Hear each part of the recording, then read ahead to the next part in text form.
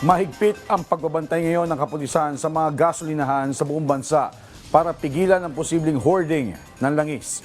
Bantay sarado din ang presyo ng basic commodities laban sa mga negosyanteng mananamantala dahil sa sitwasyon sa gitnang silangan. Si Ryan Lesiges sa detalye.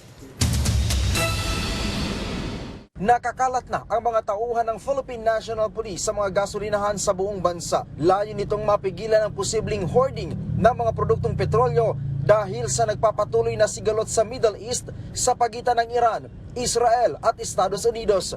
Bilin ni PNP Chief Police General Jose Melencio Nartatis Jr. sa lahat ng hepe ng pulisya at mga commander ng support units na isama ang mga gasolinahan sa police visibility measures bilang tugon sa hiling na tulong ng Department of Energy o DOE. Hinimok din ng PNP ang mga may-ari ng gasolinahan na mahigpit na sundin ang mga patakaran at regulasyon sa pagpepresyo ng langis na itinakda ng pamahalaan sa pamamagitan ng DOE. Mag-provide ng law enforcement support sa Department of Energy, mag-assist sa nasabing ahensya ng investigation, kaugnay ng posibleng profiteering at hoarding, at siguruhin ang peace and order while or during enforcement of such investigation. Bukod sa pagbabantay sa mga gasoline stations, kasama din sa pinababantayan ng pinuno ng pambansang pulisya ang presyo ng mga basic commodities.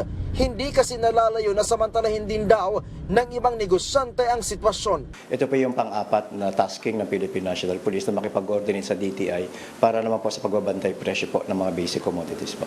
Dagdag ng PNP na maring itawag sa hotline 911 ang anumang hoarding at profiteering sa petroleum products at basic commodities na makikita sa kani-kanilang lugar. Ang sabi ng PNP, hindi bababa sa 14,000 gasolinahan ang kanilang babantayan sa buong bansa. Nakahanda naman daw sila na magsampa ng kasong profiteering at hoarding sa mga negosyanteng sasamantalahin ang sitwasyon. Tiniyak ng PNP na hindi maapektuhan ang kanilang police operations sa kabila ng inaasahang pagsipa sa presyo ng produktong petrolyo.